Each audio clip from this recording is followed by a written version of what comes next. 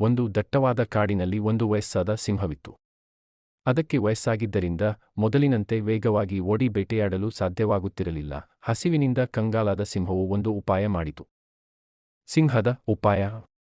ಸಿಂಹವು ತನ್ನ ಗುಹೆಯೊಳಗೆ ಮಲಗಿ ತನಗೆ ತುಂಬಾ ಹುಷಾರಿಲ್ಲ ಎಂದು ಕಾಡಿನಲ್ಲೆಲ್ಲ ಸುದ್ದಿ ಹಬ್ಬಿಸಿತು. ಇದನ್ನು ಕೇಳಿದ ಪ್ರಾಣಿಗಳು ಪಾಪ ಸಿಂಹರಾಜನಿಗೆ ಆರಾಮವಿಲ್ಲ ಎಂದು ವಿಚಾರಿಸಿಕೊಳ್ಳಲು ಒಂದೊಂದಾಗಿ ಗುಹೆಯೊಳಗೆ ಹೋದವು. ಆದರೆ ಗುಹೆಯೊಳಗೆ ಹೋದ ಯಾವ ಪ್ರಾಣಿಯೂ ವಾಪಸ್ ಬರಲಿಲ್ಲ.